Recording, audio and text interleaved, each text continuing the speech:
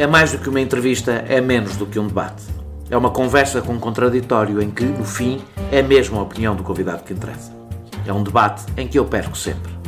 Perguntar Não Ofende é o podcast semanal assinado por mim, Daniel Oliveira, o que não faz chorar. Quase sempre sobre política, às vezes sobre coisas realmente interessantes. Ouça e subscreva em qualquer aplicação iOS, Android, Mixcloud ou no SoundCloud. Vá a patreon.com/perguntar não ofende, conheça as vantagens de ser patrono e apoie financeiramente a produção deste projeto independente.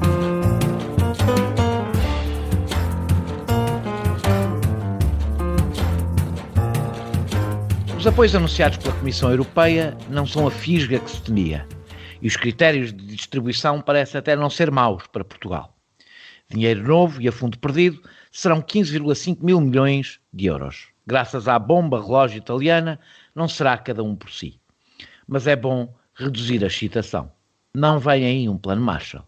O dinheiro para socorrer toda a Europa, a fundo perdido, anda próximo de metade dos 994 mil milhões que a Alemanha aprovou em subsídios públicos apenas para salvar a sua economia.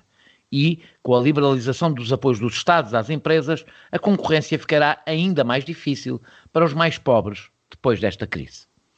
Como muitos temiam, o dinheiro vem com condicionalismos. Tem-se falado do New Green Deal. Seria uma revolução na União Europeia.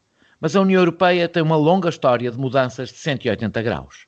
Basta recordar o que impôs a partir de 2011 e como agora critica Portugal pelos cortes que foi obrigado a fazer.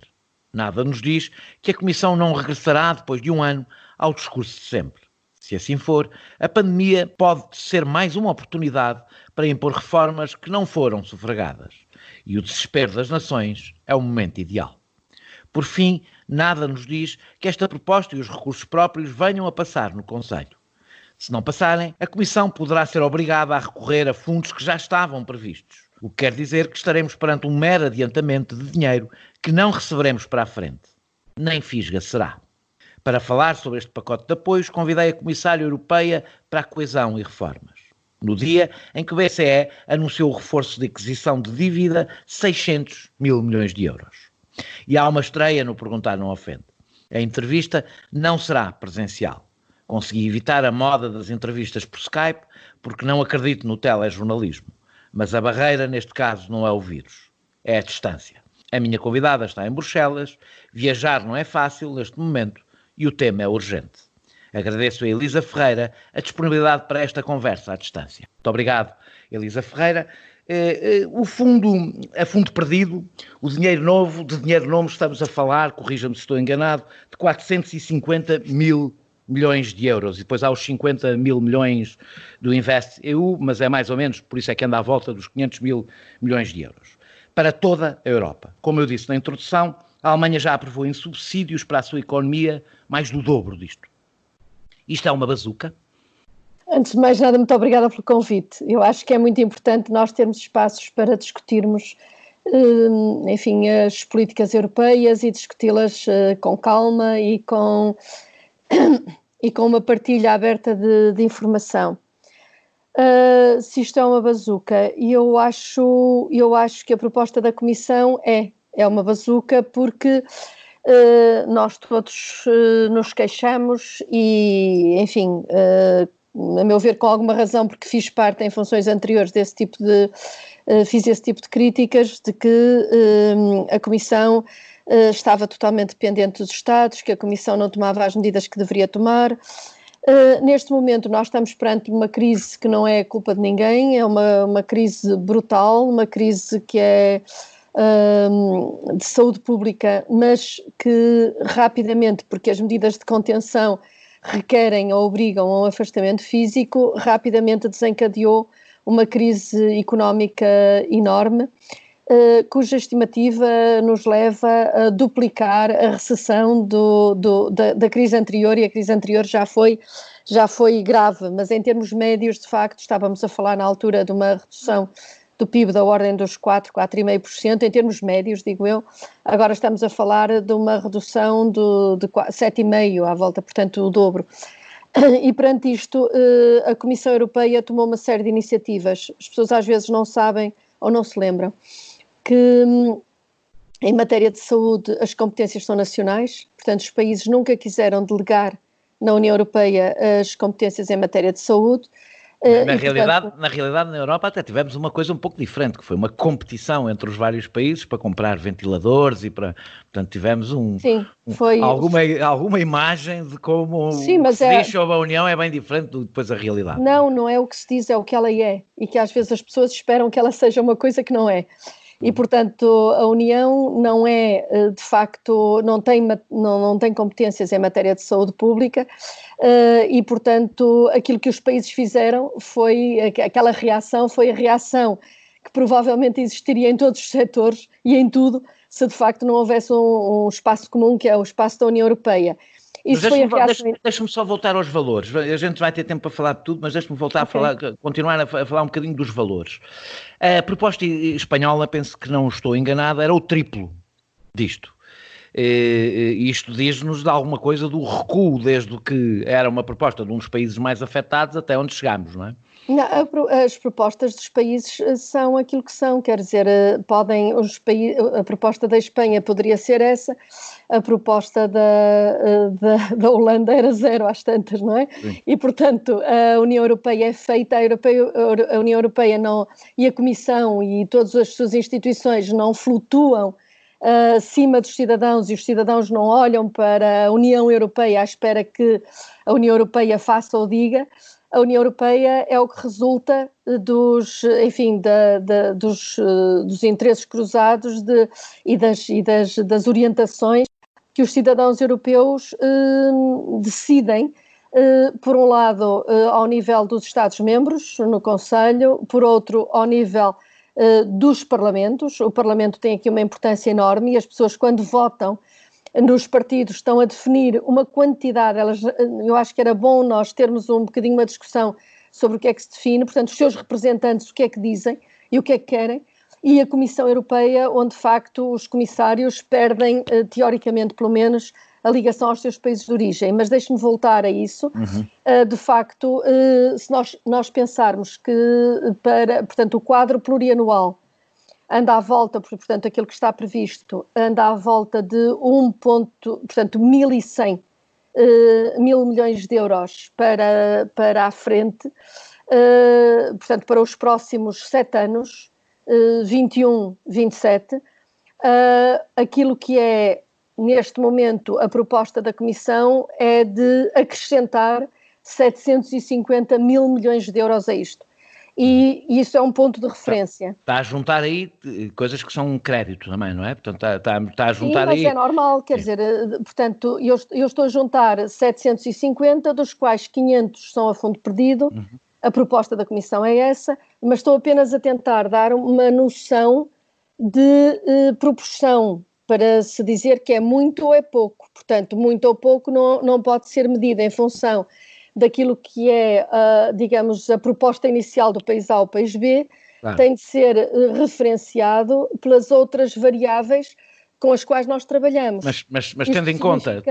Desculpa lá, eu interrompo muito aqui, não leva mal, mas depois... Não tem, é um diálogo, está bem, é ótimo, sim, claro. Tendo em conta a dimensão da queda do PIB, não se pode dizer que duplicar o investimento, estamos a falar mais ou menos disso, não é? De duplicar o investimento europeu seja um plano Marshall, ou seja, isto não é o plano Marshall que a Europa precisava.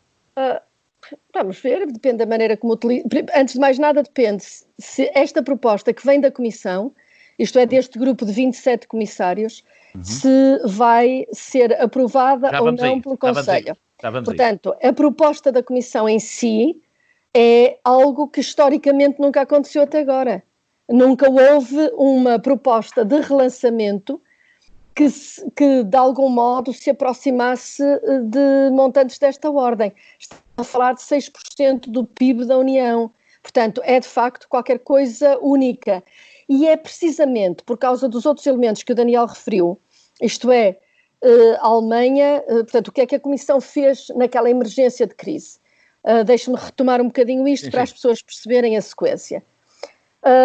Houve o impacto do vírus, as pessoas começaram a morrer e os Estados instintivamente começaram a fechar-se e a tentar impedir que as exportações de ventiladores, as exportações de medicamentos, de máscaras, porque de facto não sabiam até que ponto é que iam ser atingidos e, portanto, é como, enfim, a gente quando começa a haver uma instabilidade na rua, fecha a porta. E, portanto, foi instintivamente o que fizeram. E foi a Comissão, o que, enfim, através de diálogo e através de pressão, rapidamente começou a forçar os Estados a abrirem as fronteiras, a passarem os trabalhadores que trabalhavam de um lado e da outra fronteira, abrir para passarem mercadorias, abrir para passarem medicamentos e, portanto, digamos, aquele instinto inicial foi contrariado. E acabamos numa situação em que, inclusivamente, alguns doentes foram tratados do outro lado da fronteira, etc. Dito isto, houve uma ação que foi imediatamente tomada ao nível do Conselho, enfim, do Eurogrupo em particular, que aí sim são créditos, portanto o que se fez foi reforçar o capital do Banco Europeu de Investimentos e o Banco Europeu de Investimentos comprometer-se a pôr, digamos, mais dinheiro e mais apoios às pequenas e médias empresas. Houve uma iniciativa que é importante, que se ficou conhecida por SURE, que é, no fundo, um crédito para os Estados-membros em condições favoráveis para eles poderem financiar aquilo que em Portugal é o layoff, portanto, porque é uma medida útil, mas caríssima. Os Estados-membros têm muita dificuldade em aguentar porque fica muito cara e, portanto, para dar créditos aos Estados-membros para isso. E, de facto, essa medida foi uma medida única também, inovadora, e não existia até agora. E houve mais uma outra linha que foi mais dirigida aos próprios Estados-membros, em que os Estados-membros podem ir àquele mecanismo europeu de estabilidade, pedir algum crédito para fazerem, para cumprirem as suas despesas de saúde com condições muito mais leves do que aquelas que ficaram na nossa memória coletiva. Mas a Comissão, enquanto tal, o que é que fez? Fez duas coisas principais. Uma foi permitir que os fundos do FEDER, o Fundo Social Europeu, enfim, os fundos estruturais, o próprio Fundo de Coesão, que estavam nos envelopes dos países para serem executados em projetos que todos nós conhecemos, desde saneamentos básicos até apoios à educação, apoios à saúde, enfim, apoio a tudo isso, que os Estados-membros pudessem, naquela emergência, reprogramá-los. Se ainda não estavam gastos, reprogramá-los, reafetá-los. Isto nunca aconteceu na política de coesão e foi uma iniciativa, enfim, que eu tomei porque com o apoio dos meus colegas, precisamente porque o dinheiro estava alocado a fazer uma ponte, uma estrada, um caminho de ferro e ela estava a ser preciso para apoiar as PMEs, para apoiar o emprego, para fazer despesas de saúde e, portanto, permitiu-se historicamente que isto fosse feito. É dinheiro que ia para um lado e não vai para o outro. E vai para o outro, pronto, é evidente, mas quer dizer, claro, a Comissão não faz notas, não faz dinheiro, não é? Pois, já vamos a isso. Pronto, quer dizer, é bom a gente dizer que não é uma questão de opção. Vamos já agora a isso, termino lá, mas eu quero ir exatamente à fonte do dinheiro. E, portanto, fez isso. E a seguir, mas fez uma outra coisa que responde àquela sua questão, disse as ajudas de Estado que não são permitidas, isto porque... não estava na altura, já agora faço-lhe já essa pergunta, tinha mais para a frente, não estava na altura de mudar os tratados para que as ajudas aos Estados fossem permitidas? Mas para isso é preciso, vamos lá ver, isso é uma pergunta muito genérica, portanto, mudar os tratados... acha que há neste momento vontade política de os mudar na direção certa? Os Parlamentos Nacionais têm de reagir, está a ver o que é que o Parlamento holandês ou o Parlamento finlandês acha que a percepção desses cidadãos sobre a Europa vai no sentido... Não, acho que são os únicos que usam a percepção que têm, acho que a Holanda é a única que utiliza o poder, nós não utilizamos. Essa acho que é a diferença. Não há memória dos países periféricos vetarem soluções e é bastante comum os países, mas a gente vai a isso mesmo no fim. Eu queria fazer uma pergunta. Foram buscar... Então deixe-me só acabar os raciocínios para as pessoas ficarem a perceber o que é que eu estou a dizer. Portanto, houve inicialmente essa decisão e houve a decisão de dizer, bem, se os Estados-membros querem apoiar as suas empresas, e se de facto as empresas precisam de ser apoiadas porque estão a fechar, é melhor permitir que eles as apoiem e que elas sobrevivam do que nós estarmos a introduzir limitações e as empresas fecharem todas e as pessoas irão todas para o desemprego. Ao fazermos isso, é evidente que aqueles países que têm um peso grande, uma capacidade financeira grande, financiaram maciçamente as suas empresas, aqueles que não tinham essa capacidade não financiaram. E é por aí que nasce esta ideia de que a própria União Europeia, teria a nível comunitário de se organizar para compensar, para dar condições aos outros países e às outras empresas para também receberem algum apoio. E alguns destes instrumentos que estão a ser propostos, são exatamente destinados a isso. A Comissão faz as propostas e depois elas têm de passar pela aprovação do Parlamento e do Conselho, sobretudo do Conselho neste caso. E, portanto, é daí que vem esta iniciativa. E deixe-me só terminar, o que é que a Comissão fez? O orçamento da Comissão é 1% da riqueza coletiva.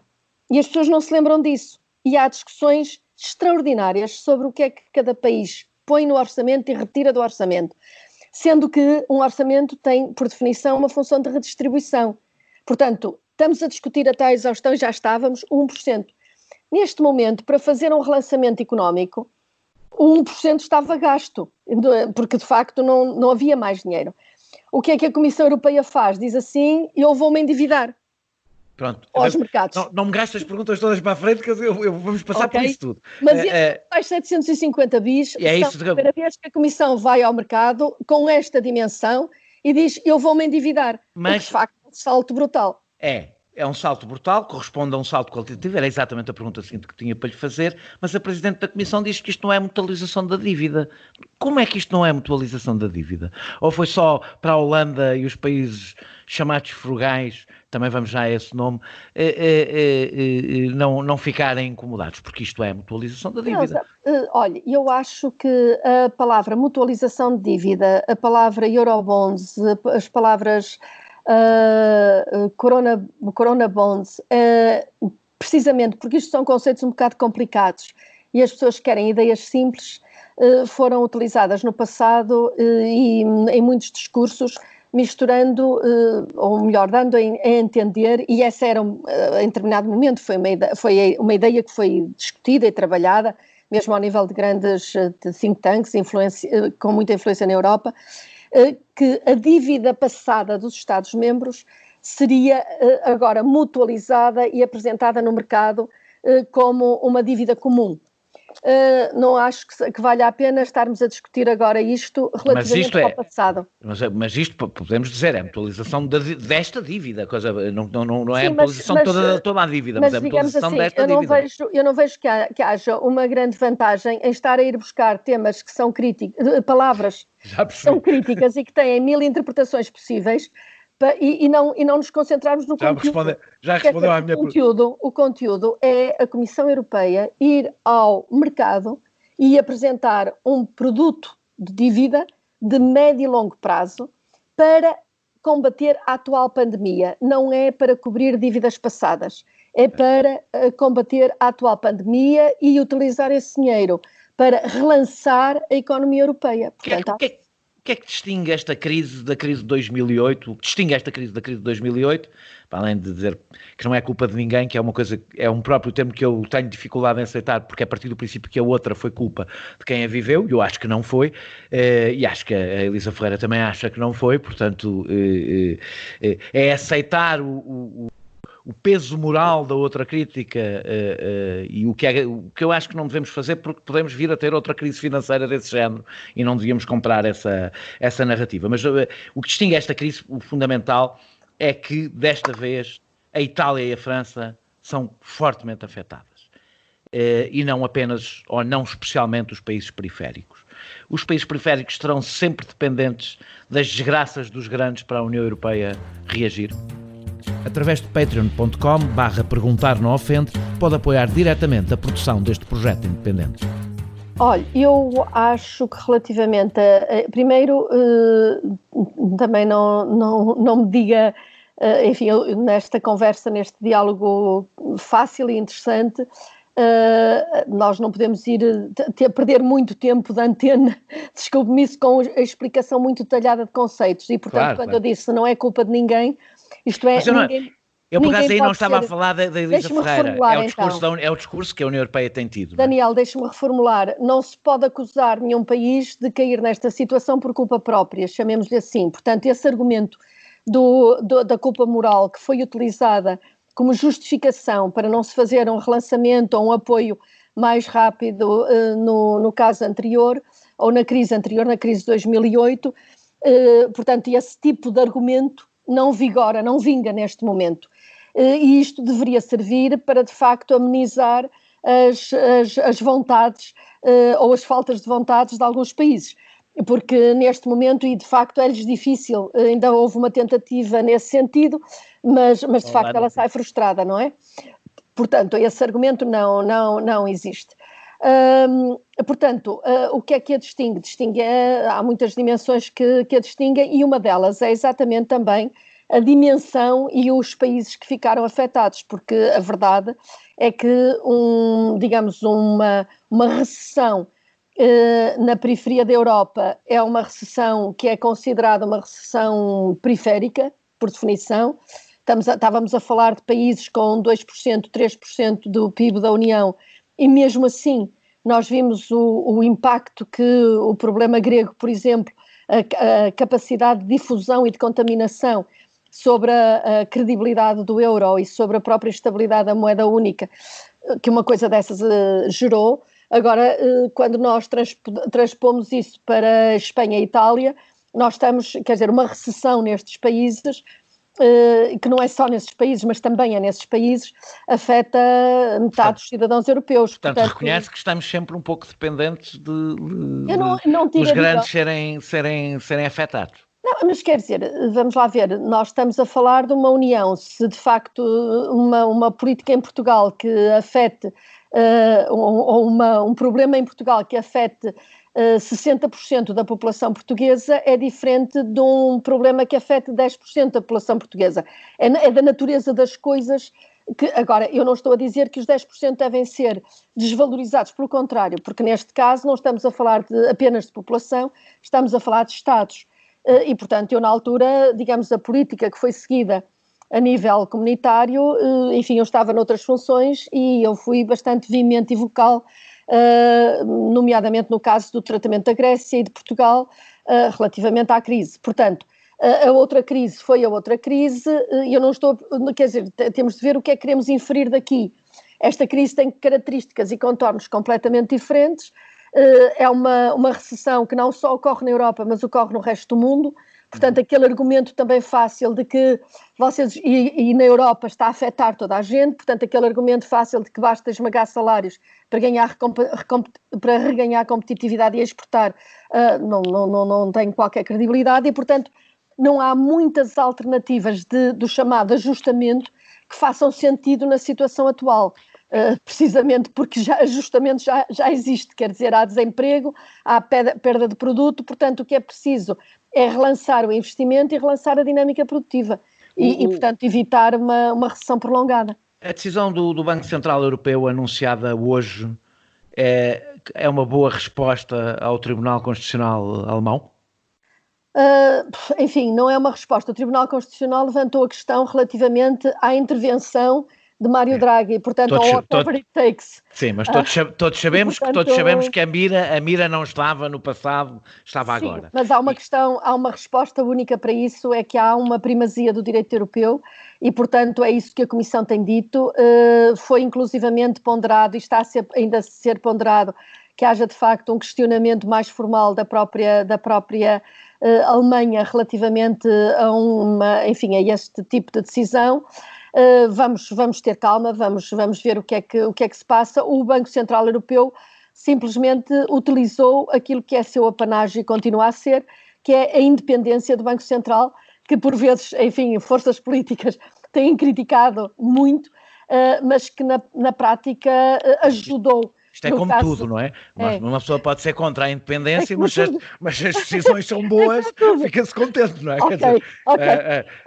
Diga-me, eu em geral não sou muito favorável às independências dos bancos centrais em relação ao poder político, mas ouça, eu também não olho para o poder político europeu da mesma maneira que olho para o poder político nacional, porque acho que ele não tem a mesma legitimidade democrática. Prática, está bem, mas na prática, na crise de 2008, foi exatamente a independência do Banco Central que permitiu que Mário Draghi dissesse whatever it takes e viesse a terreno e esta decisão, com uma bazuca na época. Estes 600 mil milhões fazem bastante diferença?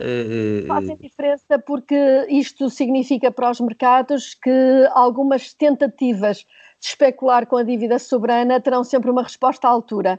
E, portanto, de facto, é um whatever it takes, revisto, reforçado, com números, e que resulta da independência do Banco Central e do facto de os tais poderes que são diferentes e que são fácticos dentro da União Europeia não serem suficientes para limitar a margem de manobra do Banco Central. Isto também reduz um bocadinho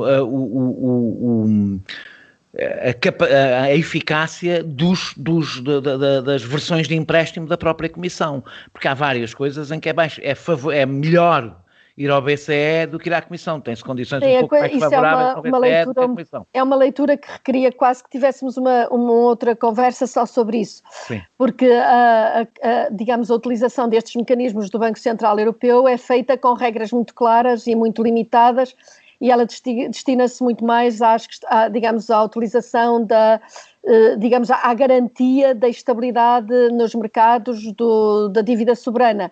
E, portanto, embora tenha algumas componentes em que acaba por estimular e por intervir também na própria economia, que se espera que seja feita indiretamente, mas que para os Estados-membros tem sido exatamente para os tais países que não têm tanto poder e que estão mais na periferia, tem sido de facto um fator muito importante no processo de estabilização macroeconómica desses países. Portanto, isso também tem de ser valorizado, porque de facto é um elemento importante de reforço da estabilidade macroeconómica e da recomposição das próprias contas públicas. É evidente que quando os juros são permanentemente baixos, os Estados-membros os países conseguem ir ao mercado e endividar-se. E por isso mesmo cabe a cada país ajuizar se lhe interessa pelas condições específicas que por vezes estão associadas a essa negociação de dívida, se lhe interessa financiar-se, por exemplo, utilizar o mecanismo, esta tal disponibilidade financeira do mecanismo de estabilidade para financiar despesas de saúde, ou se não lhe interessa. Portanto, cada país sabe qual é o custo da sua dívida no mercado internacional, sabe quanto é que lhe oferecem no mecanismo europeu de estabilidade e decide. E decide em função também de se é preciso colaterais, se não é, se há outras condições associadas, enfim, pondera o pacote e decide aquilo que quer fazer. Eu falei logo no início, e já numa das perguntas, dos apoios que os próprios Estados estão a dar às suas economias. São estes que resultam da liberalização das ajudas de Estado. É exatamente sobre isso que eu quero falar. Dos 2,3 bilhões em português, de euros dados pelos Estados às suas empresas, a Alemanha gastou cerca de metade desse dinheiro. Nós não temos nem os mesmos recursos, nem as mesmas capacidades, aliás, falou disso, de endividamento. Isto quer dizer que no mercado interno as nossas empresas ficarão ainda mais para trás, concorrendo com empresas com muito mais apoios públicos. A liberalização total das ajudas ao Estado às empresas não aumentará ainda mais o fosso entre os ricos e os pobres depois desta pandemia? Pronto, esta liberalização foi, como eu disse, uma medida de emergência no meio da emergência. É transitória, não é para sempre. Portanto, vale um ano. Mas faz toda a diferença neste ano. Faz toda a diferença. Não estou a negar isso. Aliás, evoquei isso em várias entrevistas e isto foi argumentado, inclusivamente no Colégio de Comissário, e foi um elemento fundamental para que esta iniciativa da Comissão Europeia arrancasse. Porque foi um argumento. Mas tem resistências a esta liberalização? Não, o que há resistência. As suas, eu estou a falar assim, não é da Comissão. Eu estou a falar. Sim. Olha, eu acho que na situação em que nós estamos a viver, é preferível que essas grandes empresas, enfim, alemãs e de outros países que fizeram. Que têm condições para fazer este financiamento e este apoio, para que elas, no fundo, não morram, sobrevivam, é preferível elas serem ajudadas. Mas estão a concorrer com as nossas. Não, mas não é só assim, porque há muitas destas empresas, primeiro é preciso haver motores na Europa, não é?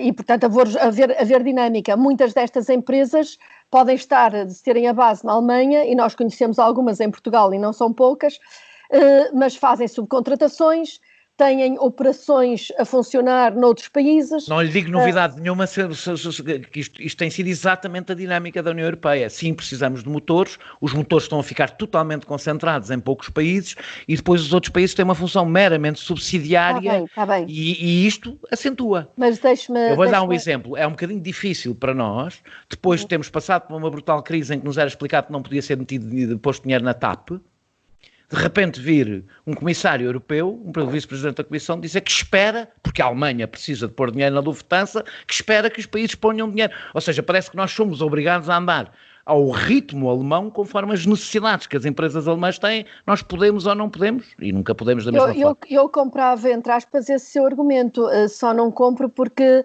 a crise não é uma crise alemã, é uma crise europeia. E é preferível que a Lufthansa funcione do que a Lufthansa feche, porque senão a crise era muito maior. Portanto, claro que quando há uma crise desta dimensão, tem de se, enfim, se a casa está a arder, nós não vamos estar a arrumar as gavetas da cómoda. Portanto, vamos lá ver. Também quando a nossa casa estava a arder, eles ficaram a arrumar as Sim, ou seja, nós vivemos uma brutal crise em 2011. Essa é a discussão da crise passada. Agora estamos a discutir a crise atual. Mas posso fazer outro programa sobre a crise passada. Agora acho que convém concentrarmos. Está tudo ligado. Está tudo. Daniel, está ligado, mas não vamos atirar a criança com a água do banho, assim não conseguimos discutir nada. Ou a gente ou deixa acabar os argumentos, não, as suas perguntas. Quer dizer, se não deixar responder à primeira, a segunda fica sem senso, não é? Pronto, portanto, primeira questão.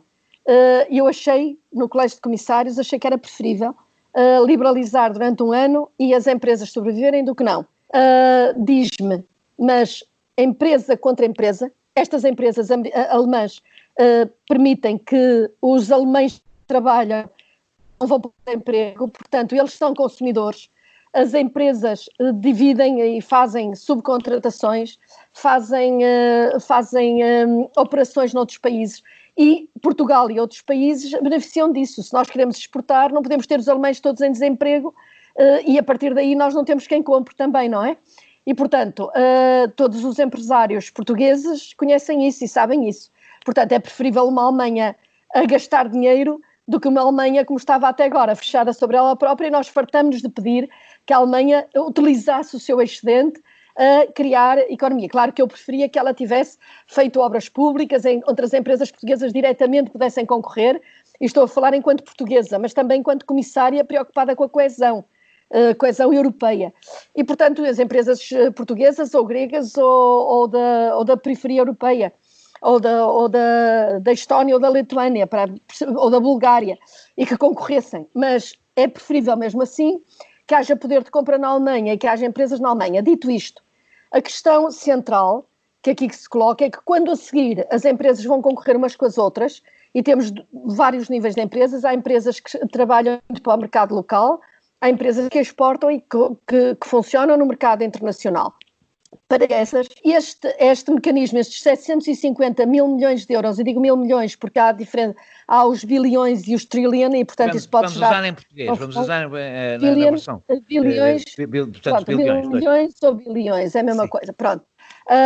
Quando nós estamos sim, mil milhões, portanto, quando nós estamos a falar de 1.000 milhões de euros e entramos no espaço, digamos, da concorrência, este mecanismo de 750 é criado em particular para isso e divide-se em duas componentes grandes e uma mais pequena. As duas componentes grandes, a primeira delas é o tal reforço da coesão com reformas, com apoio às reformas. Podemos depois discutir Vamos isso. Falar sobre isso. Há uma outra linha que é um reforço da política de coesão. Há uma outra linha que é um reforço do Fundo de Transição Justa. Portanto, é um pacote mais coesão, que é o mais forte.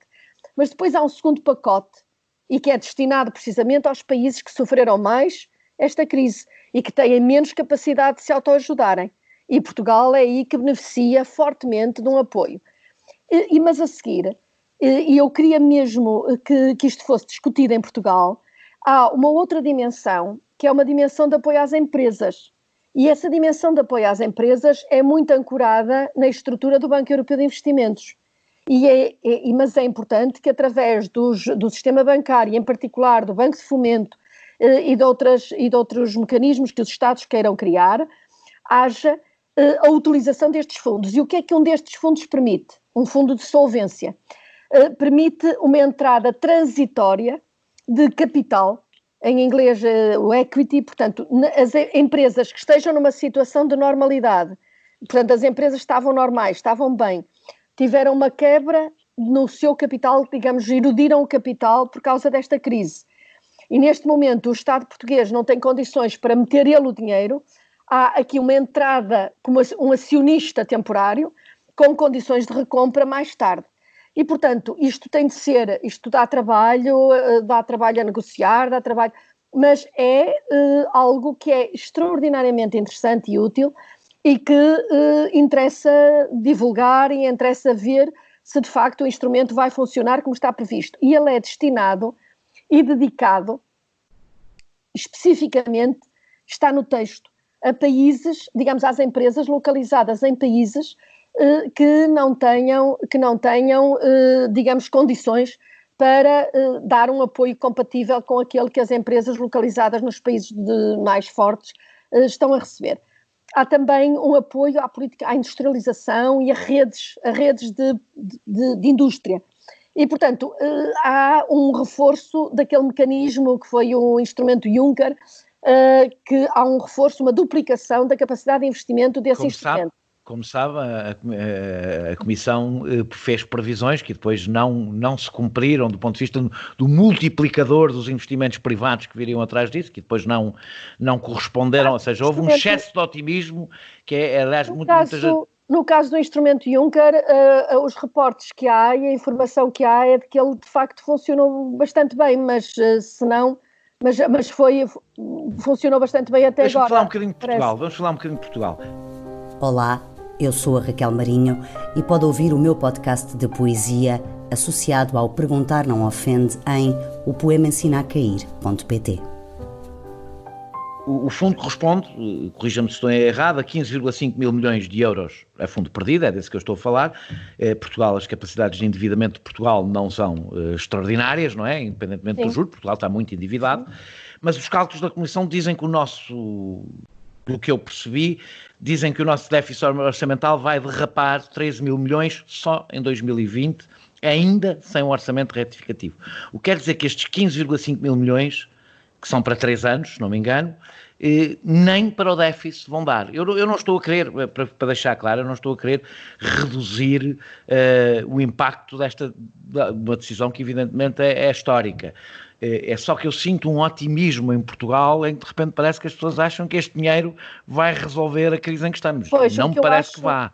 Eu acho que essa questão do otimismo é um assunto que me preocupa muito, porque quando o otimismo acaba por gerar a ideia de que não é preciso fazer nada e que o dinheiro vem aí e afinal não há crise nenhuma, não. Isto é uma grande crise, é uma crise brutal. Os países estão todos a superar completamente a sua dívida, todos estão a violar o Pacto de Estabilidade e Crescimento, por isso é que ele foi utilizada aquela cláusula de exceção que foi negociada em 2011, porque precisamente ninguém pode cumprir as regras e portanto toda a gente está a ultrapassar, porque precisamente todos tiveram não só uma perda de receitas pelo facto de parar a economia nunca se viu uma coisa destas, a economia parar durante 3 meses, aqui, no resto do mundo, as exportações pararam, os transportes pararam, portanto é uma coisa nunca vista. E, portanto, vai haver impacto. O dinheiro vem e já está a ser feita neste momento a reprogramação, nos casos em que o país quis fazer isso, a reprogramação dos fundos estruturais. Teoricamente pode ir até 2 mil milhões de euros de dinheiro que estava em curso e que foi realocado. Ou que pode ser realocado, não foi? Pode ser se o país quiser, portanto, retirado das regiões.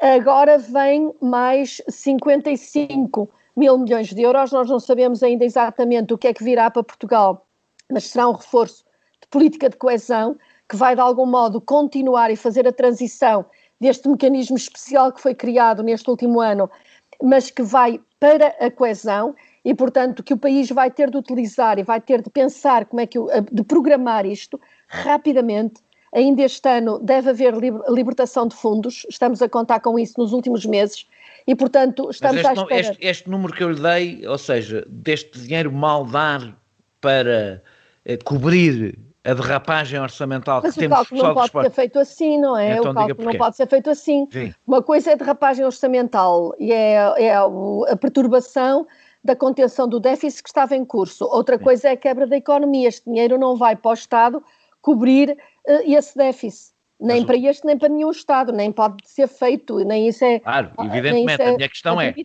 mas o Estado há de precisar, a não ser que a União Europeia resolva definitivamente abandonar o que seria uma boa notícia, a sua ortodoxia no que toca à matéria orçamental, porque este abandono foi provisório, não foi definitivo, não é? Eu também acho que a ortodoxia é uma opção política, a maneira como ela se executa, mas não é, digamos, uma opção com tanta margem de manobra como essa, porque quando, digamos, quem empresta aos Estados, normalmente quem faz os empréstimos são os mercados, e os mercados se virem que o Estado tem um... Isso é uma escolha política.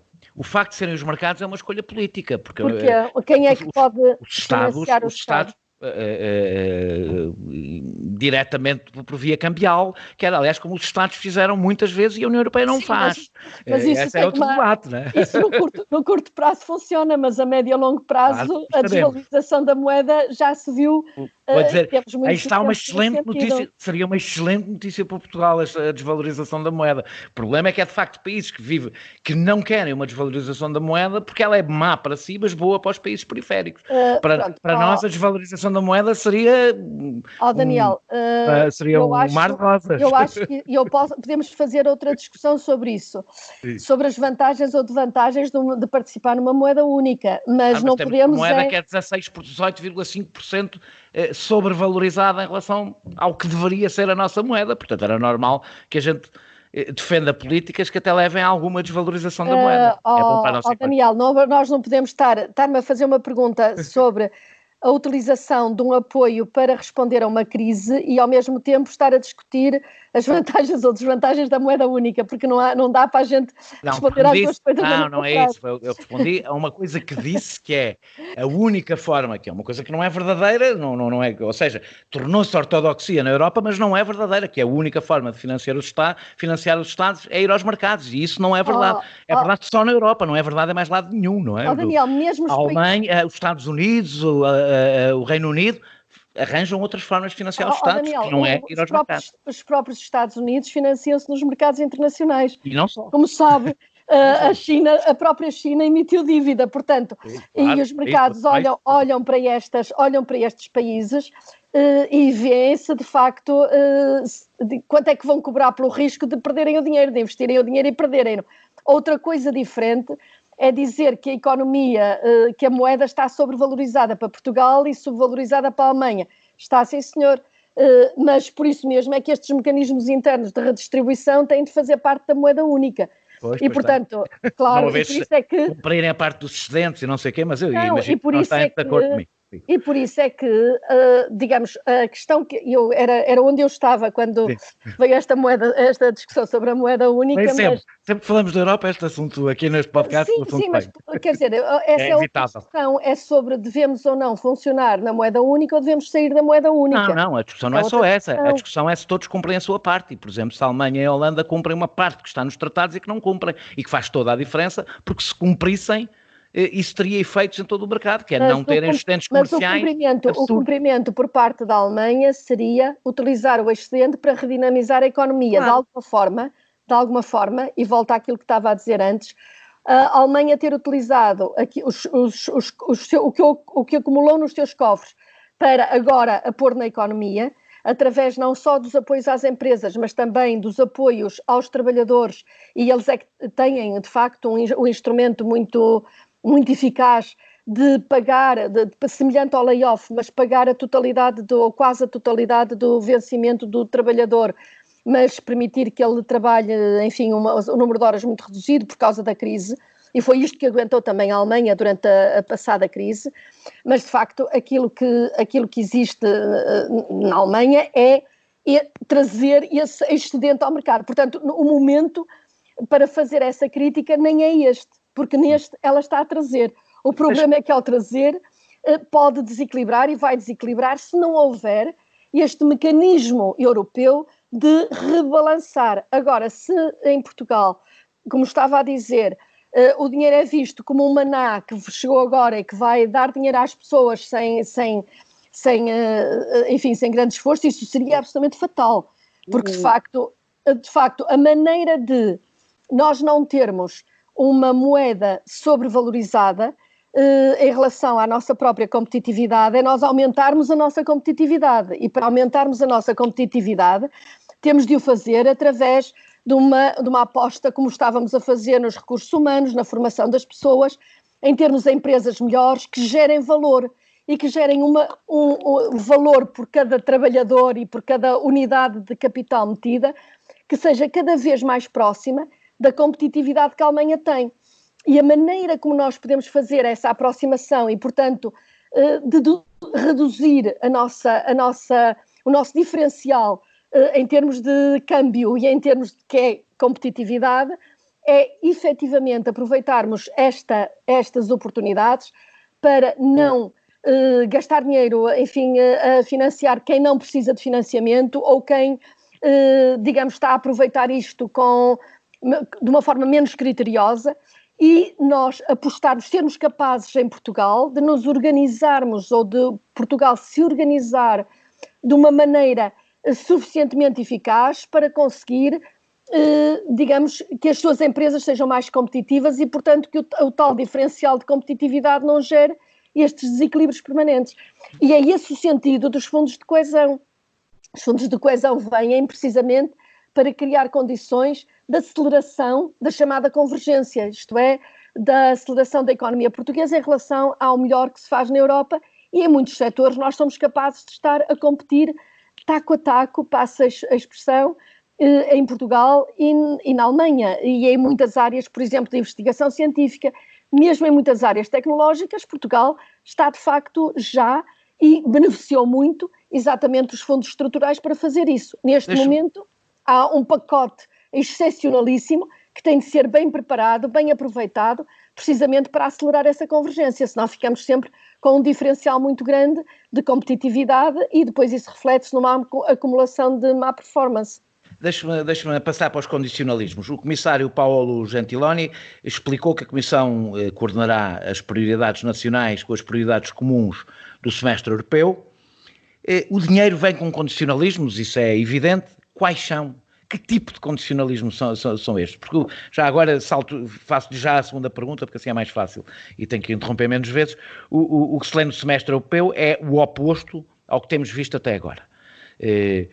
O que nos garante, e a minha pergunta é, portanto, é muito à volta do Green New Deal, que é uma ideia agradável na comunicação social, passa bem, mas a minha pergunta é, o que é que nos garante daqui a um ano não muda tudo outra vez e não nos impõe o tipo de reformas estruturais que nos foram impostas em 2011. A União Europeia tem um mau cadastro nesta matéria de mudanças radicais de posição.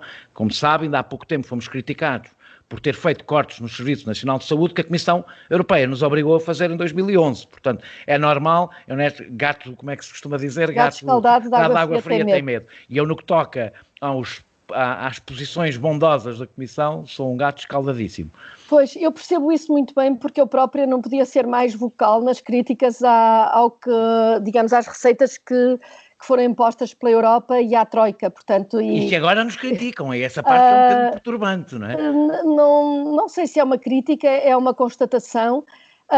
Acho que pode dizer que as instituições às vezes não fazem meia-culpas, também acho que não me interessa muito essa dimensão. Interessa-me que aquilo que a Comissão está a fazer agora é completamente diferente daquilo que a Comissão fez no passado.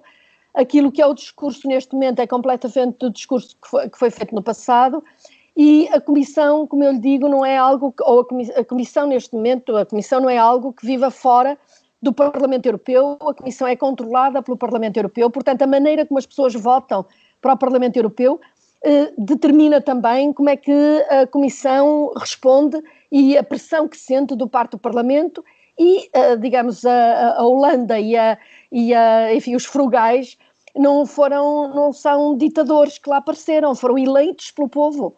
Portanto, o povo votou assim. E, portanto, a ideia de nós estarmos permanentemente, digamos, em críticas à União Europeia, porque a União Europeia não faz isto e aquilo, quando, no fundo, o orçamento da União também não tem muita margem para mais, quer dizer, é um discurso que eu acho que é um bocado estranho, porque o que nós temos que fazer dentro da União é de facto ir construindo esta casa e este funcionamento, da mesma maneira que em Portugal tivemos períodos muito negativos na nossa história e com a democracia a funcionar passamos outros períodos que foram completamente diferentes, não é? A minha pergunta era outra, que garantias temos nós de que daqui a 1 ano ou 2 anos, quando, por exemplo, os países mais fortes estiverem melhores, de repente não nos pusemos nas mãos da Comissão, com os condicionalismos todos, e afinal já não é o Green New Deal, é a necessidade de fazermos as reformas estruturais que nós sabemos o que é que quer dizer. Daniel, ouça, para já aquilo que a Comissão está a propor não é a receita tradicional. Por enquanto não é, sim. O semestre europeu tem neste momento muito mais conteúdo. E eu ia fazer aqui um reparo, o Green Deal não é uma conversa para jornalistas, o Green Deal é uma coisa super importante, porque não deve ter percebido. Eu acho que o New Green Deal não é só, eu não disse que ela é em geral uma conversa para jornalistas, eu temo uma comissão dominada por conservadores, o que me leva até a ter algumas dúvidas da sinceridade, porque não costuma ser propriamente uma agenda dos conservadores. Eu até posso acreditar que é sincero neste momento. O meu problema é Portugal pôr-se numa situação em que de repente recebeu o dinheiro e vai ter que destruir a sua economia com reformas estruturais que são más para si. Tudo pode acontecer. Podemos amanhã ter uma crise uma catástrofe enorme ambiental, espero que não. Agora, neste momento, qual é a situação em que estamos? Temos uma proposta que é uma proposta correta, é uma proposta que nunca existiu na história europeia.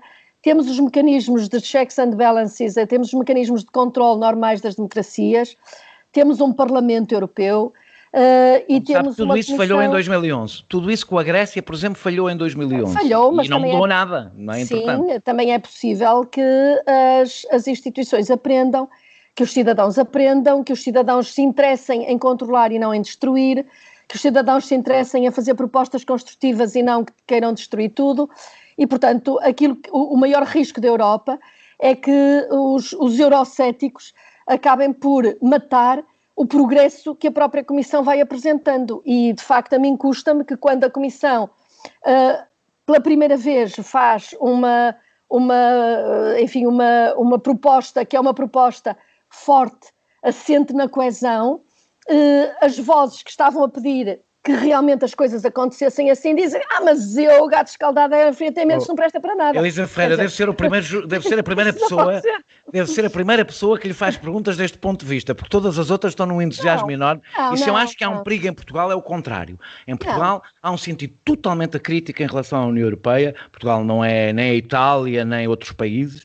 Portanto, em Portugal, o problema é o contrário, discutimos pouco a Europa, porque sempre fomos eurofelizes e euro-entusiasmados e euro-excitados, e o meu problema nem sequer é ser eurocético ou não. Deixe-me fazer nenhum à parte. Com todos os defeitos que o modelo europeu tem, Portugal não era o mesmo se não tivesse aderido à União Europeia e à moeda única. Em relação à primeira... é preciso ser reconhecido. Pronto, não é o nosso debate aqui hoje. Não é ser reconhecido no sentido de gratidão, é nós sermos capazes de reconhecer isso. Eu concordo consigo na primeira parte e discordo de si na segunda. Acho que a entrada na União Europeia, na CEE, com muitos problemas que tenha tido, Portugal não seria o mesmo. Acho que a moeda única foi a maior tragédia económica que aconteceu a este país. Está bem, mas não vamos... Está bem. E acho que, aliás, os números mostram todos isso e é muito difícil. Mas podem dizer como é que podíamos ficar de fora. Agora, não foi uma boa notícia. Está bem, eu não concordo, depois podemos fazer outro debate sobre isso. Eu quero lhe fazer uma pergunta um pouco mais complicada, que é: quais são os sinais que esta proposta que existem, que esta proposta pode passar no Conselho? Houve contactos prévios com os Estados para que haja, não digo a certeza, que isso é impossível, mas para que haja uma convicção de que esta proposta tem condições para passar no Conselho? Olha, eu acho que são instituições diferentes. A Comissão é a Comissão, zela pelo interesse dos europeus em geral, não zela pelos interesses de cada país em concreto. Contacta com os países, não é? Com os países mais fortes. Mas preocupa, não, mas toda esta proposta está assente numa preocupação de coesão. E, portanto, de facto, todo o argumentário, se ler os textos, enfim, com certeza que leu, reconhece que há uma preocupação de coesão em toda ela. Portanto, isto é a proposta da Comissão. O Conselho, vamos ver como é que decide, mas o Conselho responde aos interesses dos cidadãos que politicamente confirmam aquele governo e, portanto, não nos esqueçamos disso, porque os cidadãos podem fazer muita mobilização, os cidadãos fazem parte de redes, os cidadãos fazem parte, as empresas estão todas em rede, comunicam todas e, portanto, também há um lobby e um refazer da ideia da Europa que eu acho que cabe a todos os cidadãos, porque, de facto, enfim, os governos não estão lá, estão lá para agradar ao seu público, aos seus eleitores, não é? Mas isso é parte verdade, mas por outro lado os governos, como nós sabemos, muitas vezes mobilizam ou não mobilizam as vontades deles próprios. E a minha pergunta é se os contactos, pelo menos com a Alemanha e com a França, permitem acreditar que há condições para que não, mas isso claramente, e não lhe posso, seria estranho que eu não reconhecesse que houve imensos contactos, sobretudo da Presidente, que ela, digamos, teve aqui um papel importante de liderança com todos os Estados-membros, com todos os chefes de Estado e de Governo, e obviamente que foi muito importante a declaração conjunta de Merkel e Macron, quando vieram dizer nós achamos que é possível e que é importante e que é necessário para a sobrevivência da Europa avançar com uma iniciativa de 500 mil milhões de euros de fundo perdido para fazer o relançamento da economia. E de facto aqui estão os 500 mil milhões de euros com os 250 de empréstimos voluntários, se os países precisarem deles ou quiserem. E, portanto, esta dupla foi, de facto, super importante na confiança, em alguma confiança, para a Comissão não dar, digamos, não bater numa parede com uma proposta que fosse liminarmente rejeitada pelos governos, porque isso também não era produtivo nem útil. Terias perdido muito tempo. Deixe-me só perguntar-lhe, se não passar no Conselho, e isto de não passar no Conselho é muito relativo, porque ainda pode passar no Conselho com muitas alterações, etc., mas Ursula von der Leyen disse que então teriam que ir a orçamentos comunitários futuros. Ou seja, será uma mera antecipação de fundos, não é? Portanto, digamos que o plano B, se houver um plano B, é uma antecipação de fundos, e aí nem uma fisga será, eu não estou a responsabilizar a Comissão, mas nem uma fisga será, não é? Pois é muito importante que passe. Em conclusão, é muito importante que isto passe e que isto vá para a frente. Mas é esta a alternativa, não é? A alternativa é ir aos fundos comunitários, ao que viria no futuro, não é? Isto não é possível nós estudarmos alternativas porque, digamos, as alternativas têm em conta. Eu não sei que citação específica é que está a fazer. Não a tenho aqui neste momento. Pronto, mas aquilo que neste momento está previsto é que isto seja uma iniciativa em que a União Europeia vai em conjunto ao mercado. Eu acho, en passant, digo-lhe que acho que é uma boa aplicação, que a Europa precisa e o mundo precisa de produtos financeiros que sejam estáveis, que sejam de médio e longo prazo, que tenham uma rentabilidade mínima razoável. Precisamos de investimentos de longo e produtos de médio e longo prazo, mesmo para os fundos de pensões, para evitar as apostas em produtos de curto prazo, muito especulativos e que depois estouram, como no caso anterior. Portanto, acho que isto é importante. Acho que é importante o euro aparecer nos mercados financeiros por contraponto ao dólar e, portanto, acho que emissões de dívida são importantes. É evidente que, neste caso, estamos a utilizar uma margem dos recursos próprios da União, que podem ir até 2% do PIB da União e neste momento estão em 1%. E é esta margem que dá uma garantia de que, digamos, haverá um reembolso. E claro, se é isso que eu estou a entender do que está a dizer, claro que os Estados-membros dão, digamos, um dos elementos mais centrais do tal 1% que é o orçamento comunitário, são as contribuições dos Estados-membros.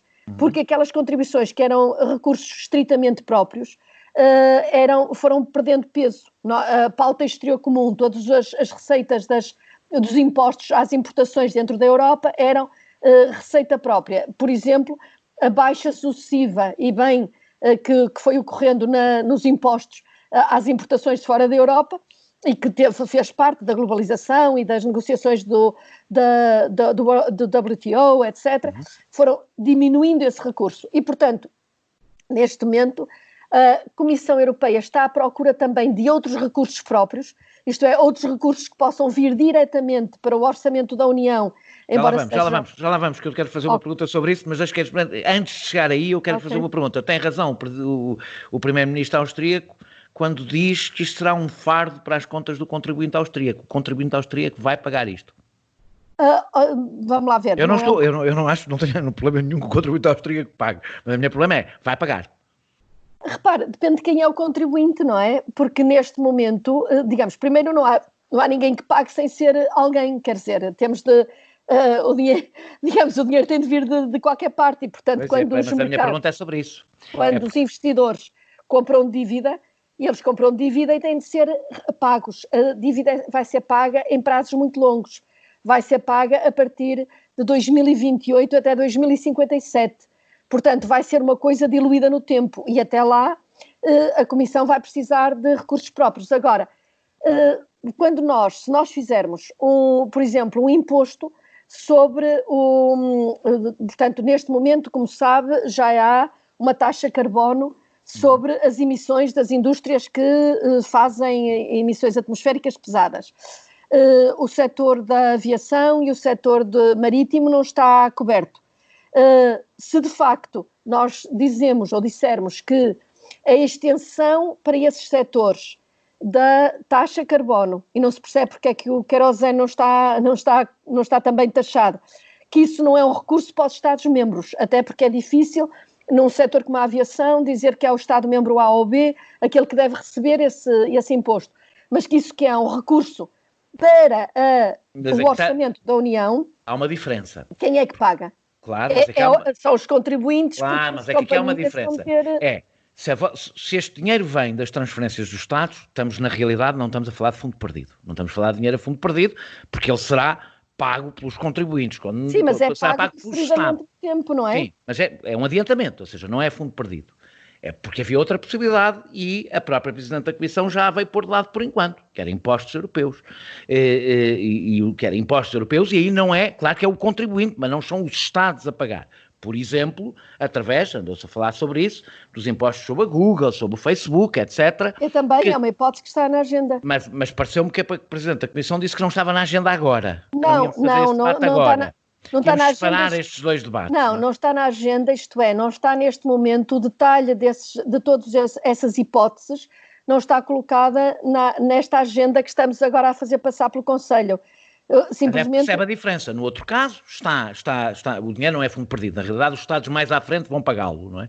E nesta, não é os Estados que vão pagar, é o Facebook, a Google, outras empresas que vão pagar. Um imposto que não pagam. Imposto que hoje não pagam, não é? Mas claro que as pessoas acabam de pagar porque são os clientes da Facebook, quer dizer, em última instância, são os contribuintes que pagam. A questão é que, por acaso, neste momento... Aí não, aí mesmo, por acaso aí não mesmo, mas não vou entrar nisso.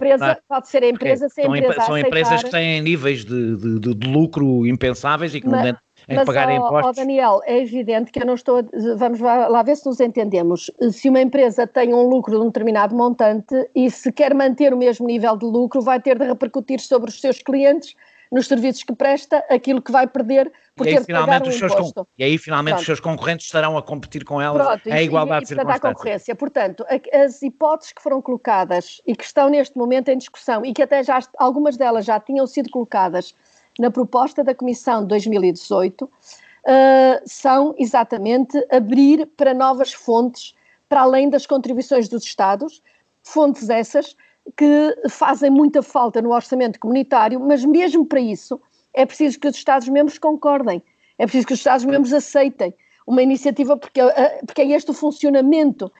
Porque é que não há, por exemplo, porque é que alguns países, nomeadamente alguns dos frugais, oferecem às empresas condições absolutamente distorsoras da concorrência em termos de fiscalidade e que as empresas aproveitam e vão lá declarar os lucros. utilizando o mercado interno para isso. Precisamente porque os Estados exigiram que, em matéria de fiscalidade direta, não estou a falar do IVA, mas estou a falar de fiscalidade direta, haja autonomia para cada um dos Estados. E, portanto, alguns Estados desenvolvem modelos Mas isso torna, é exatamente, essa era a pergunta seguinte que queria fazer, exatamente. Está a ver as nossas na cabeça? Isso torna a concorrência totalmente impossível. Ou seja... Sim, por isso é que o Parlamento Europeu, e trabalhamos muitos de nós... Mas a Comissão está a esforçar-se para acabar com o dumping fiscal que destrói, evidentemente, destrói... É impossível a países como Portugal, de facto, poderem cumprir regras orçamentais mínimas sem destruírem a sua economia, enquanto a Holanda ficar com parte dos recursos que não são delas, são nossos. Na minha opinião, completamente. E o que é que a Comissão pretende fazer sobre isso? Aquilo que a Comissão, é uma pergunta que também pode pôr ao Gentiloni ou à Presidente, à Ursula von der Leyen, e podem pôr, porque essa pressão é importante. E claramente no passado, mesmo o comissário Moscovici fez uma quantidade de avanços que a Comissão foi fazendo, com muito apoio por parte do Parlamento, relativamente, por exemplo, às trocas de informações entre os sistemas fiscais, à libertação do segredo dos registros fiscais das várias entidades. Agora, de facto, os passos sucessivos embatem sempre na votação por unanimidade do Conselho. A Comissão tem imensas propostas, porque de facto às vezes discute-se em Portugal as taxas sobre as empresas. Mais importante do que as taxas sobre as empresas é o modo como se calcula a matéria coletada. É a base, não é? É a base. A base de incidência do imposto. Ora, o que estes muitos países se especializaram foi em fazer deduções à matéria coletável que são absolutamente exagerados e distorções da concorrência. Portanto, quando nós estamos a falar de novos impostos, provavelmente, enfim, era bom que isto não fosse distorcido, ou novas fontes de rendimento, essas fontes deverão vir de taxação ou de imposições sobre a matéria, por exemplo, sobre novos setores que também têm de contribuir para... E que não pagam impostos nos espaços nacionais. De uma eventual taxa comum, imposto comum, por causa do Green Deal dentro da Europa, para importações que não cumpram os requisitos de conformidade ambiental necessárias e, portanto, passarão uma barreira que é legitimada para compensar os custos que os europeus têm em fazer uma produção ambientalmente compatível em relação aos outros. Protecionismo ambiental. Eu não nada contra. Eu só gosto é de chamar esses nomes. Não acho que seja protecionismo ambiental. Transformaram-se em pecado. Não, acho que é um estímulo a que fora da Europa se faça a mesma coisa, que se cumpra a mesma coisa, porque o planeta é único. O protecionismo é para isso. E também, deixe-me dizer-lhe, porque muitos produtores europeus, para evitarem o cumprimento das regras ambientais aqui, deslocam as fases mais poluentes do seu processo produtivo, externalizam-nas para países que não têm uma capacidade de controle suficientemente forte e depois reimportam as peças ou as componentes. E em termos ambientais, nós estamos a exportar, estamos a aumentar a poluição se de facto não tivermos uma barreira que impeça essas reimportações de carbono feitas em países que por vezes nem têm a capacidade de controlar essas mesmas empresas. E estou a falar da África, estou a falar de uma quantidade de países frágeis que de facto muitas vezes são vítimas dessas exportações, como sabe. Deixa-me só fazer uma pergunta antes de chegar ao fim, mas ainda voltando um bocadinho nada atrás, quando fala dos países vão, evidentemente, ao longo destes anos, através das transferências, ou seja, no que não é orçamento próprio da União, impostos próprios, etc. É orçamento próprio. É orçamento próprio, mas resultado de transferências, exatamente. Sim. A minha pergunta é, eles vão fazer estas transferências como faziam até agora ou na proporção do que vão receber deste dinheiro? Ou seja, este dinheiro vai ser reposto como? A chave das contribuições não se alterou com isto, de maneira nenhuma. A chave das contribuições é ajustada em função da riqueza dos países e, portanto, com uma série de indicadores que estão pré-estabelecidos e, portanto, os países fazem as contribuições em função disso. Agora o que eu acho que também convém é deslocar um bocadinho a discussão dessas, digamos, como eu lhe dizia há bocado, a função de um orçamento é redistribuir.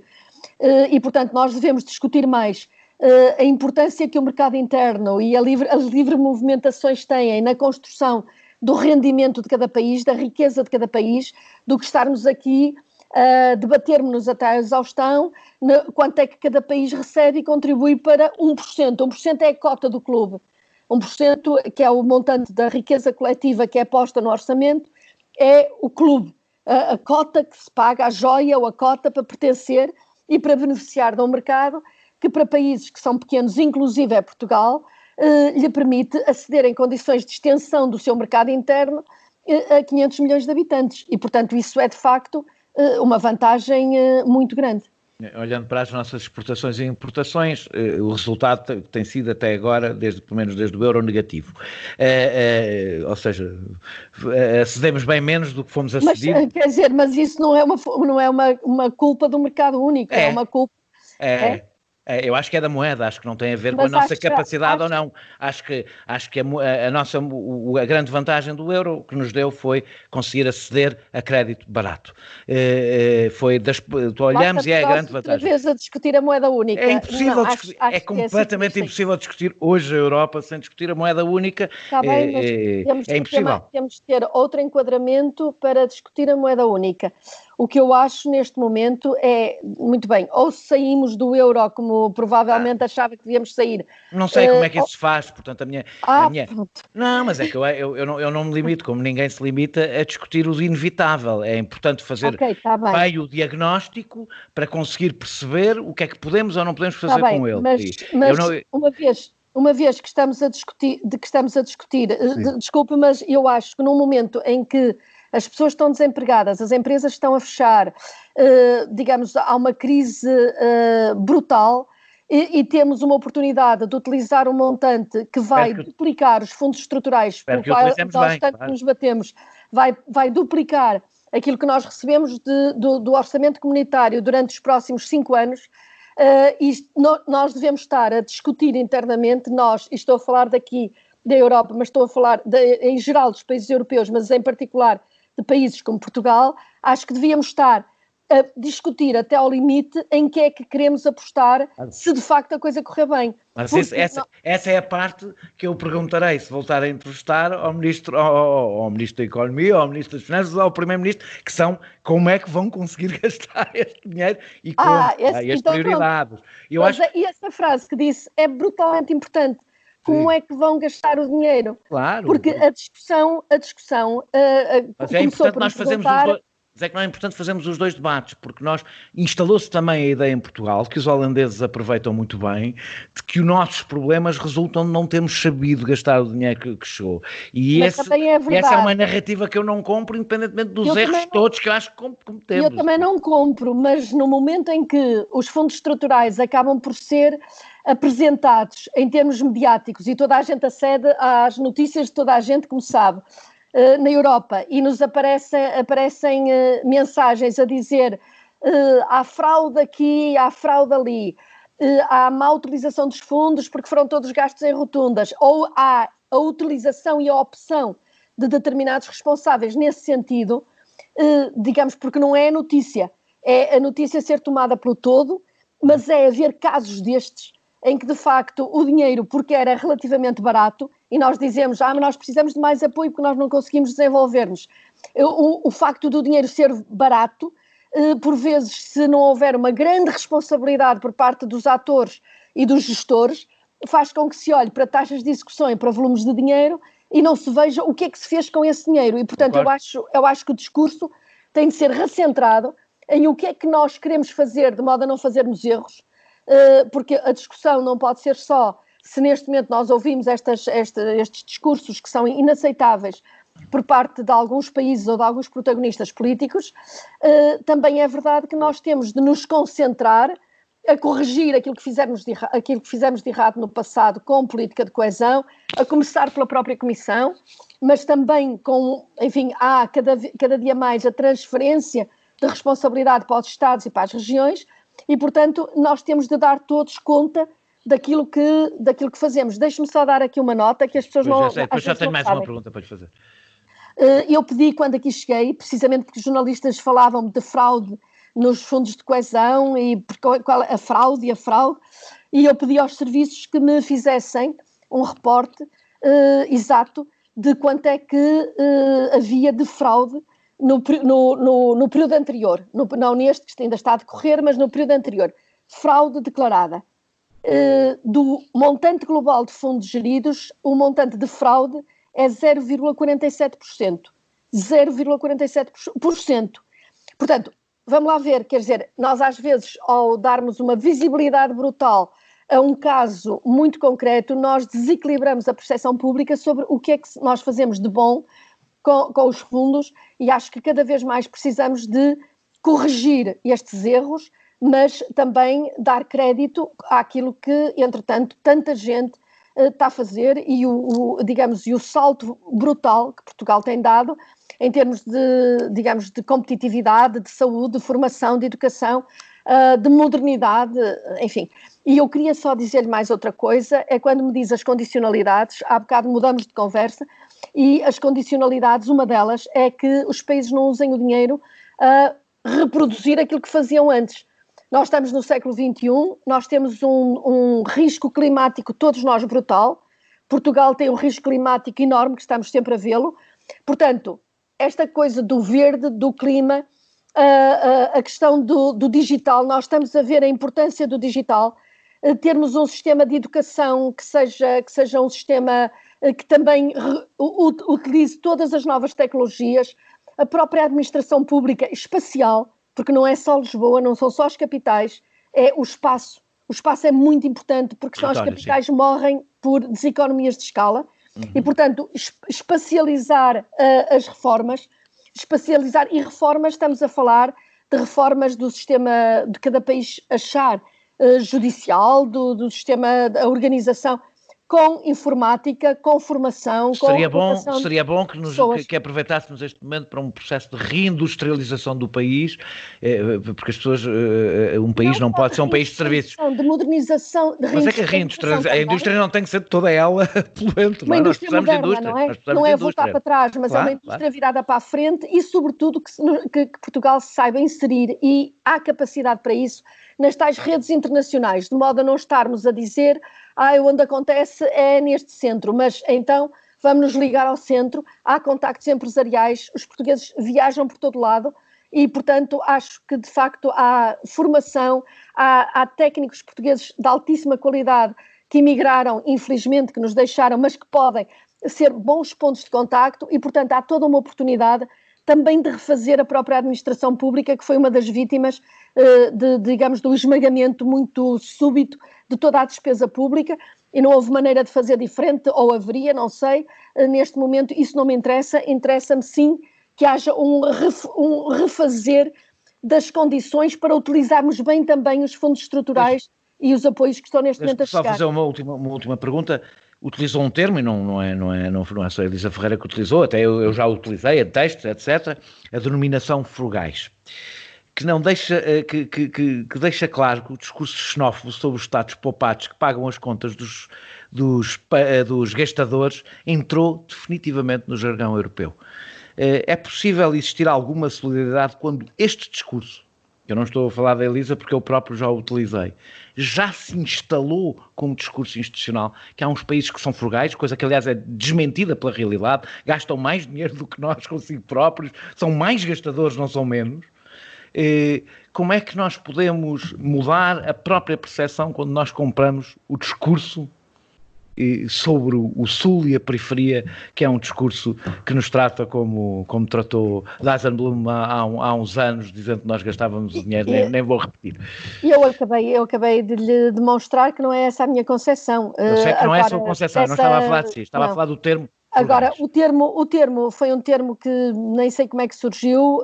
Acho que o importante é que os Estados que neste momento estão mais renitentes em aderir a este projeto sejam mobilizados para aderirem, porque de facto este pacote vai requerer a unanimidade dos Estados-membros, porque mexe nos tais recursos próprios e os Estados-membros vão ter de dar garantias enquanto de facto os recursos próprios, os novos recursos próprios, não forem construídos e estabilizados, eles têm de dar garantias relativamente ao pagamento desta dívida a prazo. E, portanto, em síntese, aquilo de que nós estamos a falar é de uma necessidade urgente de que estes Estados, e muitos destes Estados, têm de ir aos respectivos parlamentos e obter a confirmação dos seus respectivos parlamentos, e os respectivos parlamentos representam a vontade dos cidadãos eleitores.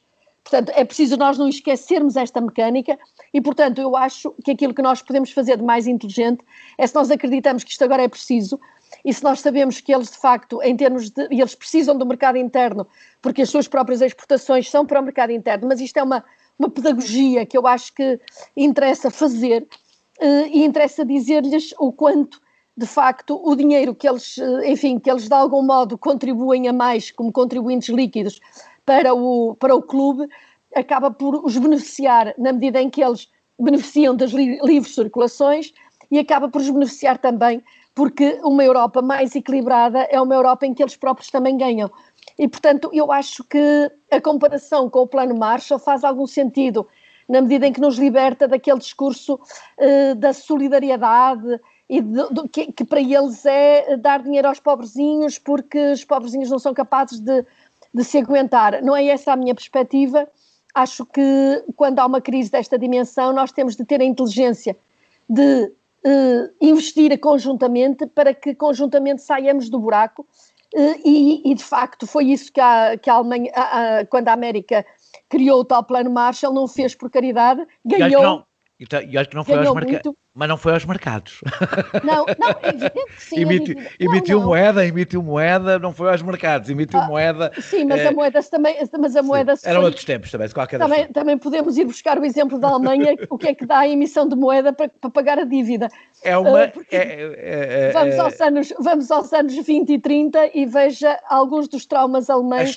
Alguns dos traumas alemães exatamente disso, não é? São construídos numa falsa história, porque na realidade os nazis chegaram a poder, não foi nessa altura, chegaram a poder exatamente em políticas de altíssima austeridade, bem, mas não é, nós estamos aqui para discutir o passado. Não, mas quer dizer, o drama da hiperinflação todo o drama da hiperinflação está associado, mas Portugal tem neste momento um drama, que é um drama da deflação, do drama de não ter uma inflação que coma a sua dívida, que coma os juros da dívida. Portanto, para Portugal, eu não consigo perceber como é que Portugal tem um problema e passa a vida ansioso com o problema contrário. É como um obeso ter medo de ser anorético. O nosso problema é a deflação ou baixa inflação. Nós precisamos de uma inflação mais alta na Europa que coma as nossas, como os juros da dívida. Está bem, mas independentemente de tudo isso, neste momento Portugal está a receber a resposta que pediu. Claro. Portanto, Portugal pediu uma resposta forte, pediu um relançamento, pediu uma bazuca. Neste momento Portugal tem uma bazuca, pelo menos tanto quanto a Comissão foi capaz de propor. E acho que isto merece em si, digamos que seja valorizado e não destruído no momento zero, faz-se a apresentação e no momento 1 todos os críticos possíveis vêm dizer mas isto vai cair, mas isto, mas isto, aquilo, ou não. Porque é assim mesmo que o debate, agora vamos para a frente. É mesmo assim que o debate político se faz, escrutinando até ao mais ínfimo pormenor as boas notícias. Sim, mas... serem boas notícias. Sim, mas não desvalorizando aquilo que há de essencial, de novo, de corajoso, do que foi apresentado. Portanto, acho que o debate político, para ser um debate político com honestidade intelectual, como eu acho que nós temos, tem de valorizar. Portanto, a Comissão fez algo que era pedido e que nunca tinha sido feito.